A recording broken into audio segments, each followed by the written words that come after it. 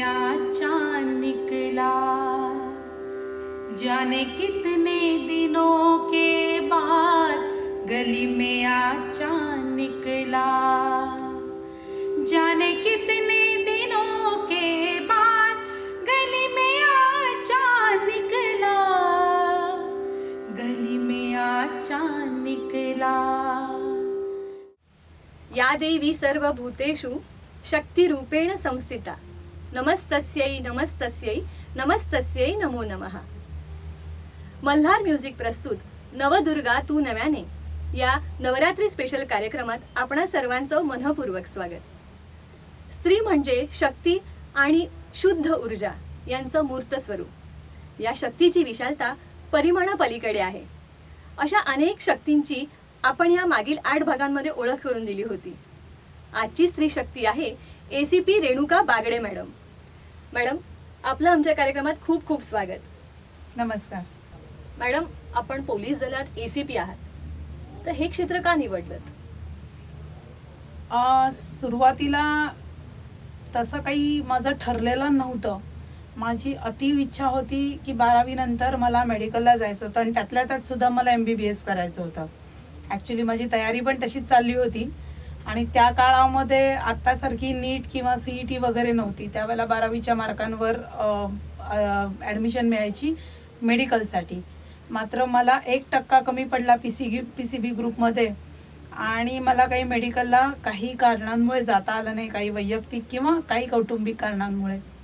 त्यानंतर मात्र माझ्या मनाने ठाव घेतला की बाबा नाही, आपल्याला आता असं काहीतरी करायचं की that will be better than something. म्हणजे डॉक्टर नाही होऊ शकले, पण जी बोलणारी तोंड आहेत, मला BSc करावं लागलं, बोलणारी तोंड आहे त्यांना गप्प करायचं होतं। तर मग अशा वेळेला मला त्यावेळेचे माझे बेस्ट फ्रेंड आणि आताचे माझे हजबंड श्री विशाल बागडे यांनी मला स्फूर्ती दिली की तुझं अकॅडमिक्स चांगलं आहे, तुला शाळेमध्ये कॉलेजमध्ये फार चांगले मार्क मिळालेले आहेत, तर you can do the competitive examinations. त्याच्यामुळे मग मी त्याच्याकडे वळले आणि नंतर मात्र असं ध्येय ठरवलं की व्हायचं तर क्लास 1 ऑफिसर व्हायचं। आणि अभ्यास करत होते, परीक्षा देत होते।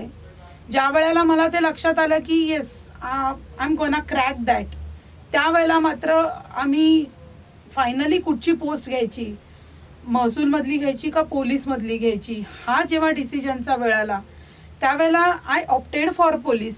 ह्याचं कारण असं आहे की एकतर माझं सासरचं पूर्ण बॅकग्राऊंड पोलीस खात्यातलं आहे। माझे सासू सासरे, माझ्या नणंदा, त्यांचे मिस्टर हे सगळे पोलीस खात्यात आहेत, त्यामुळे पोलीस खात्याचा एक बेस होता।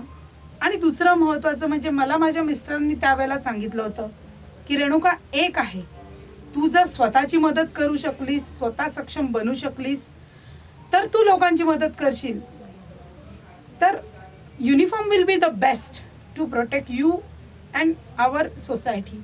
त्याच्यामुळे I opted for police department आणि अर्थात क्लास 1च व्हायचं होतं काहीही करून, त्याच्यामुळे ACP मिळाली मला पोस्ट। वा, पण मॅडम आपलं पहिलं प्रेम कोणतं? म्हणजे आपली नोकरी की संगीत? Nice question, it's a little bit tricky question. तरी असं म्हणेन मी की माझ्या 2 बायका आहेत। जी माझी लव्ह मॅरेजची बायको आहे ती आहे संगीत, बिकॉज आय लव्ह म्युझिक। आणि अर्थात माझी लग्नाची कर्तव्य जे आहे, जे मी सोडू शकत नाही, आणि ऑब्व्हियसली ती माझी रोजीरोटी आहे, ब्रेड अँड बटर आहे, ती पोलिसाची नोकरी। त्याच्यामुळे मी माझ्या दोन्ही बायकांवर प्रचंड प्रेम करते। Nice answer ma'am. आता संगीताचा विषय निघालाच आहे, तर एक गाणं होऊन जाऊ द्यात।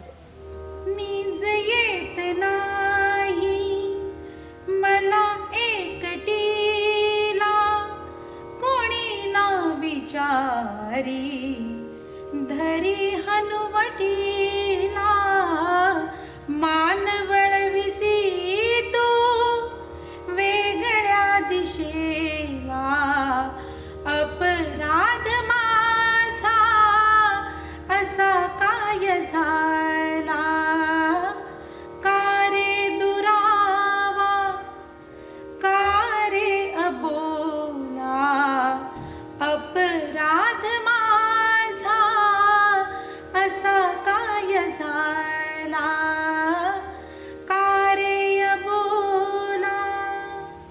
तुम्ही म्हणालात की तुमच्या सासरकडचे पोलीस दलात आहेत, बऱ्यापैकी फॅमिली तुमची पोलीस दलात आहे, तर संगीत क्षेत्राकडे वळताना त्याची पार्श्वभूमी तुमच्या काय आहे? संगीत, music is in my blood असं मला वाटतं. माझ्या रक्तात जन्मापासनं संगीत आहे.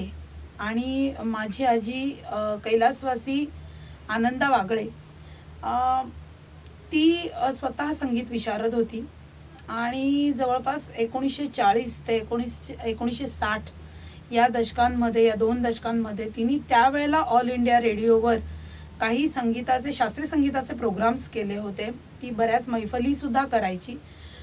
तर तिने सुरुवातीलाच माझी संगीताची जाण कुठेतरी बहुतेक हेरली असावी आणि माझं जे बेसिक, अगदी जे सारेगम आहे ते बेसिक तिने पूर्ण पक्क करून घेतलं. पक्के सूर माझे पक्के करून घेतले तिने. आणि त्याच्यानंतर मग मी वेगवेगळ्या गुरूंकडे शिक्षण घेतलेलं आहे. माझ्या शालेय जीवनामध्ये मी संगीताच्या 2 परीक्षाही दिल्या होत्या आणि त्यानंतर काही कौटुंबिक कारणामुळे किंवा कौटुंबिक जबाबदाऱ्यांमुळे मला परीक्षा देता आल्या नाहीत. मात्र मी शास्त्रीय संगीताचं काही प्रमाणामध्ये शिक्षण चालू ठेवलं होतं. हे शिक्षण तुम्ही कोणाकडे केलं? शिक्षण मी अनेक गुरूंकडे केलेलं आहे. माझ्या शाळेमधल्या उकिडवेबाई होत्या किंवा उपाध्येबाई होत्या. अगदी आत्तापर्यंत पोलीस खात्यात आल्यानंतर सुद्धा मी हे शिक्षण चालू ठेवलेलं होतं. जसा मला वेळ मिळेल, ज्या पद्धतीने माझं स्केड्यूल बनेल त्या पद्धतीने मी माझ्या गुरु होते. मी ज्यावेळेला परभणीला माझी पोस्टिंग होती त्यावेळेला श्री कान्हेकर सर म्हणून आहेत, त्यांच्याकडे मी शास्त्रीय संगीताचे धडे गिरवलेले आहेत. इथे विरारला शीतल सुवर्णा मॅडमकडे सुद्धा मी शास्त्रीय संगीताचे धडे गिरवलेले आहेत. त्याच्यामुळे शास्त्रीय संगीताचं शिक्षण माझं तसं म्हटलं तर अविरत चालू आहे. कसं होतं, मध्ये बराचसा गॅप पडतो माझ्या प्रोफेशनल कमिटमेंट्समुळे. मात्र तरीही माझा प्रयत्न असतो की शक्यतो मी त्या फ्लोमध्ये राहीन. नक्कीच. त्या फ्लोमध्ये अजून एखादं गाणं घेऊयात का? नक्कीच.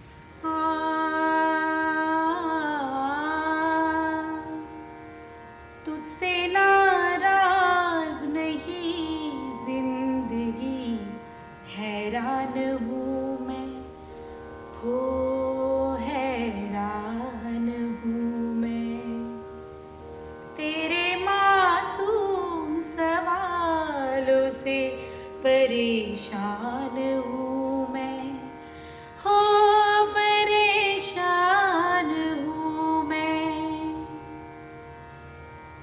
जीने के लिए सोचा ही नहीं, दर्द संभालने होंगे, मुस्कुराऊं तो मुस्कुराने के कर्ज उतारने होंगे, मुस्कुराऊं कभी तो लगता है जैसे होठों पे कर्ज रखा है, तुझसे नाराज नहीं जिंदगी, हैरान हूँ मैं, हो हैरान हूँ मैं, तेरे मासूम सवालों से परेशान हूँ मैं, हो परेशान हूँ मैं,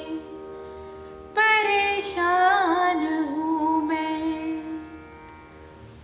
मॅडम, एक स्त्री असून तुम्ही हे क्षेत्र निवडलं ACP आणि तुमचं संगीतही त्यासोबत चालूच आहे. तर ह्या सगळ्या प्रवासामध्ये, दोन्ही क्षेत्रांमध्ये तुम्हाला घरच्यांचं पाठबळ कसं मिळतंय? घरच्यांचं पाठबळ असल्याशिवाय कुठचीच गोष्ट शक्य नाही. आणि माझ्या घरच्यांमध्ये सगळ्यात महत्त्वाचं म्हणजे माहेरी बाबांनी मला फार मोठा सपोर्ट केला. ज्या वेळेला मी स्ट्रगलिंग होते, ज्या वेळेला जग माझ्याकडे काहीतरी रिझल्टची अपेक्षा करत होतं आणि माझ्याकडनं रिझल्ट मिळत नव्हता, तर सर्वात पहिले मी माझ्या बाबांचा पाठिंबा आहे, त्यांना सगळ्यात पहिल्यांदा मी धन्यवाद देईन. आणि लग्नानंतर माझे पती त्यांचा खंबीर पाठिंबा, त्यांच्या खंबीर पाठिंब्यामुळे दोन गोष्टी, एक तर माझं करिअर झालं आणि दुसरं म्हणजे माझं संगीताची नुसती आवड होती, छंद होता, त्याला कुठेतरी मूर्त रूप मिळालं. त्यांच्या पाठिंब्यामुळे मी संगीतामध्ये अजून काही थोड्या गोष्टी आणू शकले, लोकांना जगाला दाखवू शकले. पूर्वी थोडासा कॉन्फिडन्स कमी असेल किंवा अजून काही असेल माहीत नाही, पण मला असं वाटायचं की मी माझ्यासाठी गाते आणि मी माझ्यासाठी गायला पाहिजे, लोकांना कशाला दाखवायचं. पण बरोबर त्याच्या उलटी विचारसरणी माझ्या पतींची होती, यार तुला हे सगळं येतंय, आम्हाला तर येत पण नाही, you have to show to the world. तर त्यांनी कुठेतरी मला तो कॉन्फिडन्स दिला, ये उभी राहा, आमच्या मॅडम चांगलं गातात, गाऊन दाखवा. तर असं कुठेतरी त्यांनी केलेलं आहे. त्यामुळे त्यांचा पाठिंबा प्रचंड मिळाला मला. करिअर चालू असतानाच गाणं कुठेतरी त्यांनी माझं पुढे आणलं. माझ्या सासूबाईंनाही, माझ्या सासूबाईंचे प्रचंड पाठिंबा राहिलेला आहे. त्यांनाही नेहमी वाटायचं की आमच्या घरी, बागडेंच्या घरी कोणी गात नाही किंवा संगीत क्षेत्रामध्ये कोणी नाही, पण माझी सून आहे, तर त्यांना त्याचा प्रचंड सार्थ अभिमान आहे. निश्चितच, आणि आम्हालाही आहे. मॅडम, या सगळ्या दोन्ही क्षेत्रांमध्ये कार्यरत असताना एखादा कुठला अविस्मरणीय प्रसंग तुम्हाला आठवतोय का? हो. मी 2020 ऑक्टोबरपासनं इथे विरार वसई मीरा भाईंदर पोलीस आयुक्तालय सुरू झालं. आम्हाला पहिले कमिशनर साहेब म्हणून श्री सदानंद दाते सर मिळालेले आहेत. सरांची शिस्त आणि सरांची काम करण्याची पद्धत, या सगळ्या गोष्टी अतिशय वेगळ्या आणि अतिशय सुंदर आहेत. त्यांनी आल्या आल्या तत्कालीन आम्ही DYSP होतो, नंतर ACP झालो, कारण आयुक्तालय सुरू झालं. आम्हा सर्व ACPsना त्यांनी काही ना काहीतरी प्रोजेक्ट दिला होता. प्रोजेक्ट म्हणजे असा की आयुक्तालय नवीन सुरू झालेलं आहे आणि आम्हाला त्याच्यामध्ये काही ना काहीतरी नवीन निर्मिती करायची होती. तर सरांनी माझ्याकडे एक प्रोजेक्ट असा सोपवला की आमचं अर्नाळा पोलीस स्टेशन आहे, जे अर्नाळा समुद्र किनाऱ्याला लागून आहे आणि पोलीस स्टेशनच्या बाजूला एक बॅरन लँड आहे, जवळपास 80 गुंठ्याची बॅरन लँड आहे. सरांनी मला सांगितलं की रेणुका, इथे आपल्याला एक RCP ट्रेनिंग प्रोजेक्ट करायचं आहे. RCP म्हणजे काय, की reserve police force. Reserve police force असा असतो की जो तुम्हाला अँटी रायट, म्हणजे ज्या वेळेला कुठे दंगल होते किंवा असं काही होतं जिथे law and order situation create होते, त्यावेळेला आपल्याला पोलीस स्टेशनचं मनुष्यबळ चटकन उपलब्ध होत नाही किंवा झालं तरी ते अपुरं पडतं. मग आपल्याला वरून अगदी स्पेशलाइज्ड दंगा काबू करण्याचं प्रशिक्षण मिळालेला एक स्टाफ आपल्याला उपलब्ध व्हावा लागतो. तर हे प्रशिक्षण, असा स्टाफ तयार करण्यासाठी एक ट्रेनिंग सेंटर उभारण्याची सगळ्यात मोठी जबाबदारी माझ्यावर मिळाली होती. आणि देवाच्या कृपेने म्हणा, वरिष्ठांच्या मार्गदर्शनाने म्हणा, मी ती पार पाडली आणि आय थिंक बऱ्यापैकी चांगली पार पाडलेली आहे. तर त्यासाठी सरांनी माझा सत्कार केला होता आणि तो सत्कार तत्कालीन DGP सर, म्हणजे महाराष्ट्राचे पोलीस महासंचालक सर श्री हेमंत नगराळे सरांच्या हस्ते मला प्रशस्तीपत्रक देऊन गौरवण्यात आलं होतं. तो माझ्या आयुष्यातला अक्षरशः अविस्मरणीय प्रसंग होता की इतक्या मोठ्या ऑफिसरकडनं पोलीस खात्यात आल्यानंतर प्रथमतः माझं फेलिसिटेशन होत होतं. आणि दुसरं म्हटलं तर जसं मी मगाशी म्हटलं की माझ्या मिस्टरांनी मला पुढे आणलं, माझं गाणं पुढे आणलं. त्याचा एक छोटासा, म्हणजे छोटीशी सुरुवात म्हणता येईल. मी परभणीला असताना प्रोबेशनला होते. परभणीला माझं प्रोबेशन परभणीमध्ये झालं होतं. तर त्या प्रोबेशनच्या वेळेला परभणीला रेंज गेम्स होते, म्हणजे नांदेड परिक्षेत्रातल्या सगळ्या जिल्ह्यांमध्ये पोलीस गेम्स होतात. तर ते गेम्स जे आहेत ते त्या वर्षी परभणीला होते. तर त्या गेम्समध्ये एक आम्ही ऑर्केस्ट्रा ऑर्गनाईज केला होता. ॲक्च्युली त्यावेळेला तत्कालीन परभणीच्या SP मॅडम होत्या, नियती ठाकर मॅडम. त्यांनी ती जबाबदारी माझ्यावर सोपवली, कारण की त्यांना माहिती होतं की ही गाणं म्हणते. तर त्यांनी तो ऑर्केस्ट्रा, पोलीस ऑर्केस्ट्रा अरेंज करायची जबाबदारी माझ्यावर दिली. अँड नॉट ओनली दॅट, तर त्याच्यामध्ये मला 2-3 गाणी परफॉर्म करायची सुद्धा मॅडमनी संधी दिली. That was the first time in my life की मी इतक्या लोकांसमोर उभं राहून लाईव्ह ऑर्केस्ट्रावर गाणी म्हटली होती आणि सगळ्यांना ती प्रचंड आवडली होती. लातूरचे SP सर त्यावेळेला ज्ञानेश्वर चव्हाण सर होते, ते मला त्यानंतर गाणं कोकिळा म्हणायला लागले. क्या बात आहे. तर असे अविस्मरणीय प्रसंग आहेत. पुढे लाईफ काय दाखवते आय डोंट नो. नाही, नक्कीच खूप छान असणार आहे. मॅडम, एक प्रश्न मला आवर्जून विचारावा असं वाटतोय की तुम्हाला म्हणजे मेडिकल शिक्षण घेण्याची इच्छा होती, ती तुमची पूर्ण नाही झाली किंवा काही कारणास्तव नाही होऊ शकली ती पूर्ण, आणि जेव्हा तुम्ही ACP पर्यंतच्या परीक्षा देऊन जोपर्यंत ACP झालात, तो हा सगळा प्रवास आणि एक स्त्री म्हणून या सगळ्या गोष्टींना सामोरं जाण्याचं जे सामर्थ्य असतं किंवा तुम्हाला काय कॉम्प्लिकेशन्स आली, काय चॅलेंजेस आले, ते तुम्ही शेअर कराल तर सगळ्यांनाच त्याचा फायदा होईल मला वाटतं. नक्कीच. थोडंसं लेंदी होईल पण मला सांगावं वाटतं म्हणून नक्की सांगणार मी. ज्या वेळेला माझं ग्रॅज्युएशन कम्प्लीट झालं त्यावेळेला मी MPSCचा अभ्यास सुरू केला. MPSCचा अभ्यास कंटिन्यू चालू होता. दरवर्षी परीक्षा येत होत्या, प्री पास होत होते, मेन्स पास होत होते, इंटरव्ह्यू कुठेतरी जात होता, असं काहीतरी गडबड होत होती. म्हणजे लोक बघत होते ही अभ्यास करतेय, मात्र रिझल्ट मिळत नाही. काही दिवसानंतर असं झालं की लोक माझ्या वडिलांना बोलायला लागले की काय करते तुमची मुलगी, अजून अभ्यासच करतेय, काही ते इतिहास भूगोल वाचतेय, गणित सोडवतेय. माझ्या बरोबरीच्या माझ्या बॅच मधल्या बऱ्याच मुली नोकरीला लागल्या आणि तत्कालीन मुंबईला तर नोकरी काही कमी नोकरीचे चान्सेस नव्हते, त्याच्यामुळे नोकरीला लागल्या, लग्न झाली. Still I was unmarried and still I was studying. तर कुठेतरी हळूहळू कॉन्फिडन्स लूज व्हायला लागला.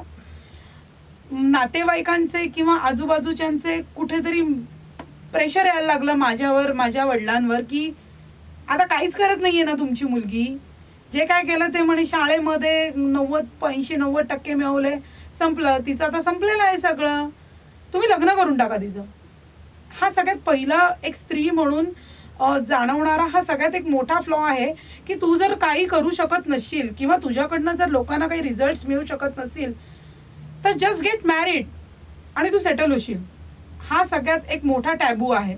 बरोबर. सगळ्यात खटकणारी ही पहिली गोष्ट. तरीही ना माझे बाबा मानले, माझे वडील तर उलट लोकांना तत्कालीन म्हणजे त्यावेळेला सांगायचे लोकांना, माझी मुलगी डेप्युटी कलेक्टर DYSP बनणार, माझी मुलगी डेप्युटी कलेक्टर DYSP बनणार, एवढं की लोक त्यांची टर उडवायचे त्यावेळेला. की असे सुद्धा सांगायला लागले की त्यासाठी लायकी लागते, तेवढं जावं लागतं. तर या परिस्थितीमध्ये एक स्त्री म्हणून परसिव्हिअरन्स करणं आणि या सगळ्या गोष्टी, यासाठी खरोखर कुठेतरी एक ना तुम्हाला सपोर्ट लागतो बरं का. कारण माझ्या वडिलांनी गिव्हअप केलं असतं तर माइट बी कुठेतरी काहीतरी वेगळं चित्र असतं. दुसरं महत्वाचं म्हणजे माझ्या पतींचाही लग्नानंतरही तेवढाच पाठिंबा राहिला. अर्थात नंतर असं झालं की लोकलाजेस्तव, मी म्हणते लोकलाजेस्तव, मला छोट्या छोट्या नोकऱ्या पत्कराव्या लागल्या. अगदी त्याच्यामध्ये मी ट्युशन क्लासेस घेणं लहान मुलांचे, किंवा बँकेमध्ये, सारस्वत बँकेमध्ये मी क्लार्क म्हणून नोकरी केलेली आहे 1-1.5 वर्ष. त्यावेळेला माझा पगारच 5,500 होता. तर तिथनं सुरुवात केली. त्यानंतर ते करत असताना माझा अभ्यास सुरू होता ऑब्व्हियसली, कारण मला थांबायचं नव्हतं, ते माझं डेस्टिनेशन नव्हतं.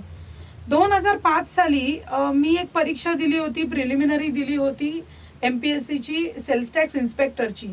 तिचा रिझल्ट MPSCने त्यावेळेला 2008 साली लावला आणि 2008 साली माझं सिलेक्शन झालं. मी त्यावेळेला महाराष्ट्रातनं 8वी होते मुलींमधनं, आणि त्यांनी आम्हाला जॉईन करून घेताना 2009 उजाडलं साल. तर 2009 जानेवारीमध्ये मी सेल्स टॅक्स इन्स्पेक्टर झाले.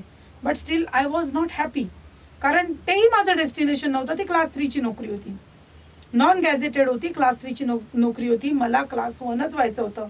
अर्थात त्यावेळेलाही काही खवचट आणि खोचक लोक असतातच. शेवटी होऊन काय झाली, आता जरी सेल्स टॅक्स इन्स्पेक्टर असलं तरी क्लरिकलच काम करतेय. काय एवढं मोठं होऊन केलं, तू काय इतकी वर्ष अभ्यास करून केलं, म्हणणारे म्हणतच होते. आणि अर्थात ती गोष्ट सुद्धा अतिशय बोचत होती मनाला. पण तरी कुठेतरी त्या गोष्टीची सवय लागली होती. दरवर्षी अभ्यास करायचा, ॲडची वाट बघायची, अभ्यास करायचा, अभ्यास चालूच ठेवायचा. अक्षरशः ट्रेनच्या अपडाऊनचा एक एक मिनिट मी यूज केलेला आहे. आणि घरी सुद्धा माझे मिस्टरांनी सुद्धा माझा कुठेही वेळ जाऊ नये याची तजवीज त्यांनी चांगली केलेली होती.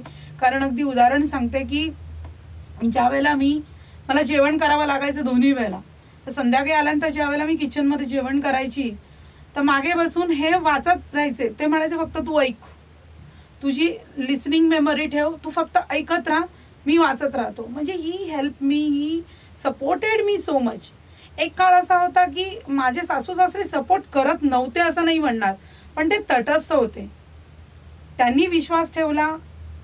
त्याच्यामुळे सामाजिक दृष्ट्या असं म्हटलं तर त्या काळामध्ये एक नॉर्मल सिंपल नोकरी करणारी बाई होते. इतर बायकांसारखी मलाही भीती वाटायची, कोण माझी चेन स्नॅच करेल का, ट्रेन मधनं जातेय कोण मला म्हणजे छेडेल का, अशी खाली मान घालून जायची मी, वर बघायची नाही किंवा सरळ नाकासमोर चालणारी व्यक्ती. I was a very very very simple woman. हे असं नसलं पाहिजे ॲक्च्युली, हे मी नंतर सांगेनच. त्यानंतर ज्या वेळेला DYSP झाले मी, माझी सिलेक्शन झाली आणि एकदम चित्र सगळं पालटून गेलं. अचानक आमदार आले, आमदारांनी माझा सत्कार केला. नंतर बरेच इंटरव्ह्यूज घेतले गेले आणि मग माझ्या बाबांना जे लोक म्हणजे क्रिटिसाइज करत होते माझ्या नावावरनं, अचानक ते सगळे माझ्या फोन नंबर मागायला लागले की वागळे काका फोन नंबर द्या. मग मला DYSP झाल्यानंतर, मी नोकरीत आल्यानंतर सुद्धा मला बऱ्याच काय त्याला म्हणतो रिलेटिव्स कडनं किंवा ज्यांनी आम्हाला सोडलं होतं, जे आम्हाला ओळख दाखवत नव्हते, त्यांच्याकडनं मग मला मेसेजेस यायला लागले, फोन यायला लागले. बाळा मी तुझा तो काका, अमुक काका कधीतरी यायचो, मी तुझी ती मावशी, आठवते का मी तुला. तर हे अशा गोष्टी आहेत. परिस्थिती चेंज झाली, सगळं चेंज होतं. पण अर्थात एक स्त्री म्हणून ते जे मला ट्रेनिंग मिळालं, त्या ट्रेनिंगचं एक फार मोठं वैशिष्ट्य आहे, जे PSI ना मिळतं आणि जे DYSPs ना मिळतं त्यामध्ये फार मोठा डिफरन्स आहे. तो असा की PSI मध्ये लेडीज स्क्वॉड वेगळं असतं, जेंट्स स्क्वॉड वेगळं असतं. लेडीज स्क्वॉडला लेडीज इन्स्ट्रक्टर्स असतात, त्या एक लेडीज म्हणूनच करून घेतात, कारणं सांगतील, अजून काय सांगतील. पण आम्हाला एकच इन्स्ट्रक्टर असतो आणि तो जो आहे तो आम्हाला सांगत असतो की वो मुझे पता नहीं, तुम लेडीज हो या जेंट्स, वो तो मुझे पता नहीं, तुम्हें करना है. अगर ये जेंट्स कर रहे हैं तो तुम्हें ये करना है. इकडे कुठेतरी स्त्री पुरुष समानतेचं बीज आमच्या ट्रेनिंगमध्ये दिसतं आणि तेच आम्हाला कुठेतरी अतिशय स्ट्रॉंग बनवतं की ज्या वेळेला आम्हाला खरोखर रडण्याची किंवा जे एखादी स्त्री एखाद्या प्रसंगात खळखळ डोळ्यात पाणी आणेल, त्या प्रसंगात आमचे डोळे कोरडे राहतात. तर हे कुठेतरी ट्रेनिंगचा पार्ट होता. पण मला असं वाटतं की ह्या सगळ्या गोष्टी स्त्रियांनी आपल्या आचरणात आणल्या पाहिजेत, शक्य आहेत. फक्त हा माइंड गेम आहे. मॅडम, आपला हा सगळा प्रवास खरं तर खडतर आहे आणि एवढ्या सगळ्या निराशेच्या ह्याला समस्यांना तुम्हाला तोंड द्यावं लागलं. तर त्या काळामध्ये तुम्हाला तुमच्या संगीताची काही जोड मिळाली का? तसं म्हटलं तर त्या काळामध्ये संगीत साधना पूर्ण बंद होती. रादर मी बाहेरच निघायची नाही. घराच्या एका कोपऱ्यात बसून राहायची, कारण की बाहेर निघालं की लोक तोच प्रश्न विचारायचे की काय कुठपर्यंत आलं. मात्र एवढं की त्यावेळेला गाणी ऐकणं, लिसनिंग ऑफ म्युझिक कंटिन्यू चालू होतं. That relieved me up to some extent. अर्थात म्हणून म्हटलं ना की म्युझिक इज लाईफ. ज्याच्या जीवनामध्ये संगीत नसेल तो माणूस कर्मदरिद्री आहे.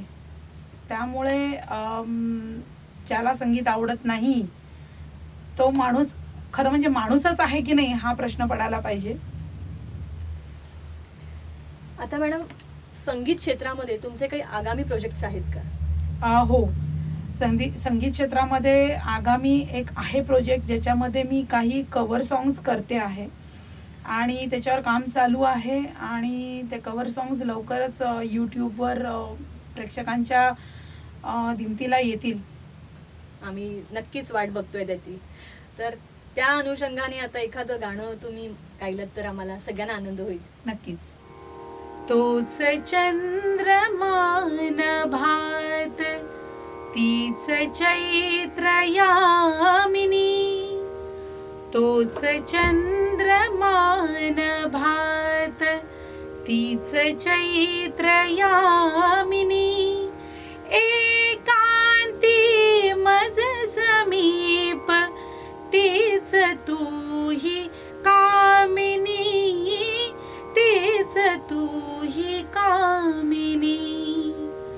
तोच चंद्रमान भात नीरवता ती तशीच, धुंद तेच चांदणे, छाया रेखियले चित्र तेच देखणे, जाईचा कुंज तोच तीच गंध मोहिनी, एकांती मज समीप तीच तूही कामिनी, तीच तूही कामिनी.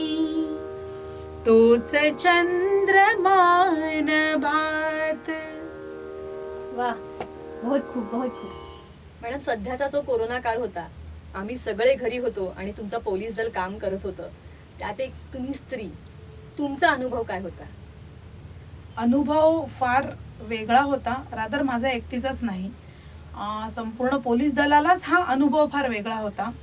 एक तर सध्या असं झालंय की कोर पोलिसिंग म्हणजे detection of crime, prevention of crime, हे सगळं थोडंसं बाजूला पडलेलं आहे आणि बाकी बऱ्याच जबाबदाऱ्या पोलीस खात्याच्या गळ्यात येऊन पडलेल्या आहेत. आणि कोरोना काळात तर इतकं नवीन होतं की रादर सगळे घरी, आम्ही सगळ्यांना म्हणजे आधी अर्जव केली, विनंत्या केल्या, मग थोडीशी सोट्याची भाषा दाखवली की घरी बसा. आम्हाला तेच वाटत होतं त्यावेळेला. आम्हाला सगळ्यात जास्ती भीती जर कसली वाटली असेल ना, तर आम्हाला सगळ्यात जास्ती भीती आमच्या फॅमिलीला होणाऱ्या संसर्गाची वाटत होती.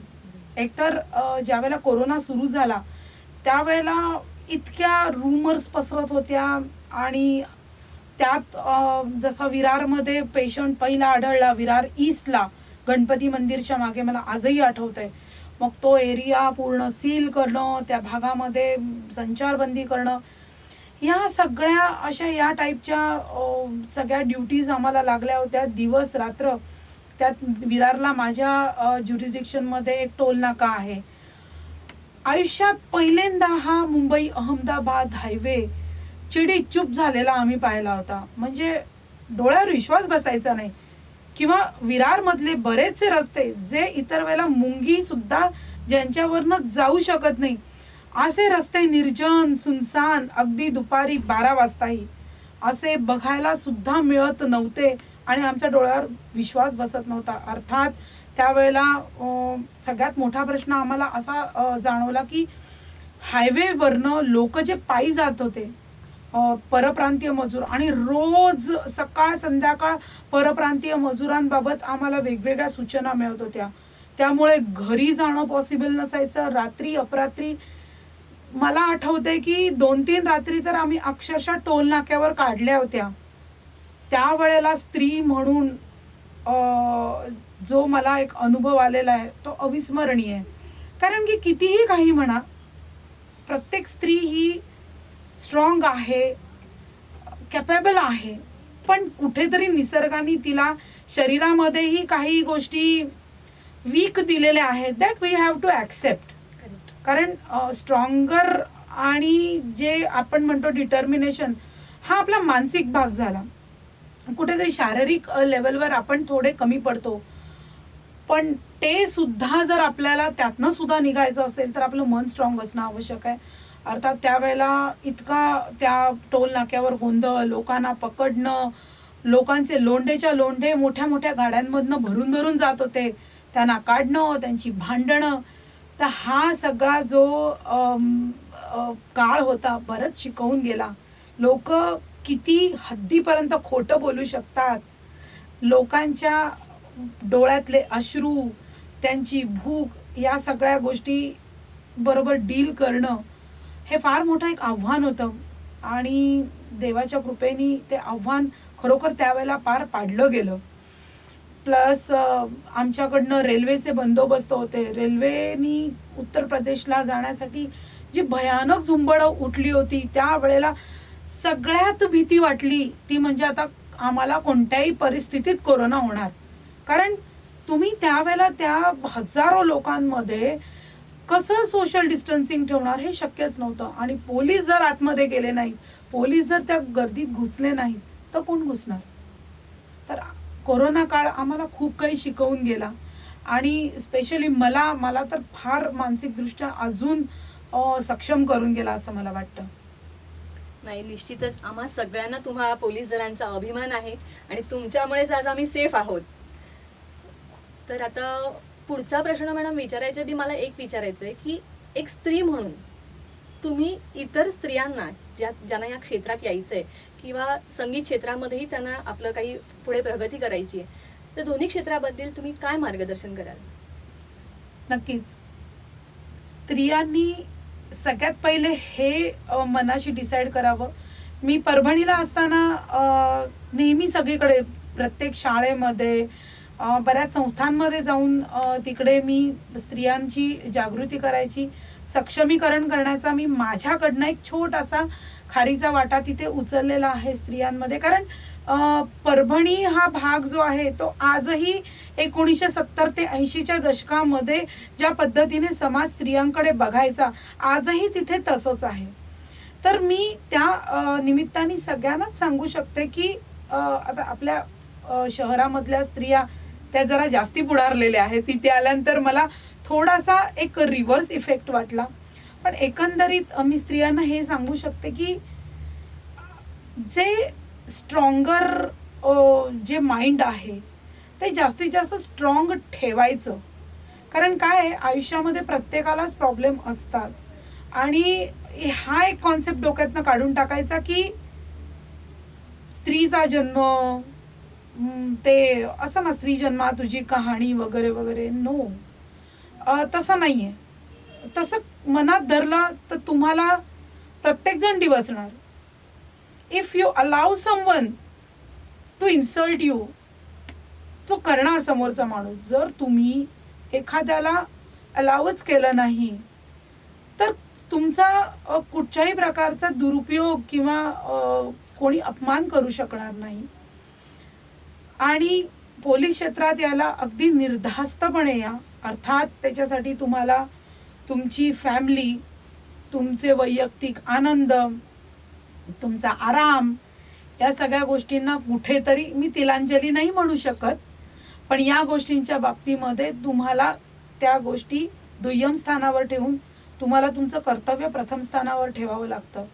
कारण आम्ही ज्या वेळेला युनिफॉर्म घालतो त्यावेळेलाच आम्हाला ती शपथ घ्यावी लागते की सर्वात पहिले देश, नंतर 2 नंबर आहे आमचे स्वतःचे जो स्टाफ आहे, जो फोर्स आहे त्यांचं एक वेलफेअर, आणि तिसरं जे आहे सगळ्यात शेवटचं ते आमचं स्वतःचं वेलफेअर. तर या गोष्टी मी सांगू इच्छिते, नक्की पोलीस खात्यात या. अतिशय चांगलं फील्ड आहे. तुम्हाला खरंच काहीतरी चांगलं करायचं असेल समाजासाठी तर अगदी निर्धोकपणे या. स्वतःला प्रूव्ह करू शकता, स्वतः एम्पॉवर्ड होऊ शकता, समाजाला एम्पॉवर करू शकता. आणि राहिलं संगीत क्षेत्रामधलं, सगळ्यात महत्त्वाचं आहे परसिव्हिअरन्स, प्रॅक्टिस. जर तुमची खरंच तेवढी इच्छा असेल, तुमची खरंच तेवढी आवड असेल तर आपल्याला छंद जोपासायला ना दुसरं कुठचं मग हे लागत नाही. कसं आहे, निमित्त मग तुम्हाला मिळून जातं. तुम्हाला फक्त त्या गोष्टीमध्ये आवड पाहिजे. संगीत क्षेत्रामध्ये तुम्हाला टिकून राहायचं असेल तर रियाज, त्याच्याशिवाय काही पर्याय नाही. तुम्ही रियाज करत राहा. जेवढा जास्ती रियाज कराल तेवढे तुम्ही जास्ती सोन्यासारखी तुमची झळाळी वाढेल. मी एवढंच सांगू इच्छिते. तोच चंद्रमान भात तीच चैत्र यामिनी तोच चंद्रमान भात तीच चैत्र यामिनी एकांती मज समीप तीच तूही कामिनी तीच तूही कामिनी तोच चंद्रमान भात निरवता ती तशीच धुंद तेच चांदणे छाया रेखियले चित्र तेच देखणे जाईचा कुंज तोच तीच गंध मोहिनी एकांती मज समीप तीच तूही कामिनी तीच तूही कामिनी तोच चंद्रमान भात. वा, बहुत खूप बहुत. मॅडम, आम्हाला असं कळलंय की गायना व्यतिरिक्तही आणखी काही छंद आहेत तुमचे, ते आम्हाला जाणून घ्यायला नक्की आवडतील.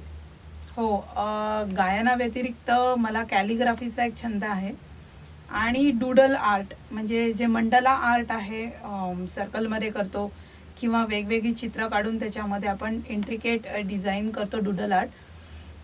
तो एक आवडता छंद आहे. आणि ॲक्च्युली डुडल आर्ट इतकं मला आवडतं एवढ्यासाठी that is the best medium for a stress relief. आपण एक आपला वेगळ्या प्रकारची ते करताना ना समाधी लागते आणि ती समाधी असते ना, तिच्यामध्ये एवढं सुख असतं की आपला स्ट्रेस जो आहे तो अक्षरशः बराच कमी होऊन जातो आणि त्यातनं एक फार सुंदर आर्ट सुद्धा एक तयार होतं. निश्चितच. मॅडम, आपण एवढ्या बिझी शेड्यूलमधून इथे आलात, एवढा वेळ दिलात आणि त्या व्यतिरिक्त तुम्ही तुमचा जीवन प्रवास जो काही तुमच्या आत्तापर्यंतचा प्रवास होता तो आमच्याशी शेअर केलात आणि आमच्या इतर काही जे प्रेक्षक आहेत त्यांना तुम्ही जे मार्गदर्शन केलं त्याबद्दल तुमचं खूप खूप आभार. आणि दसऱ्याच्या निमित्ताने आज आम्हा सगळ्यांकडून तुम्हाला खूप खूप शुभेच्छा. थँक्यू.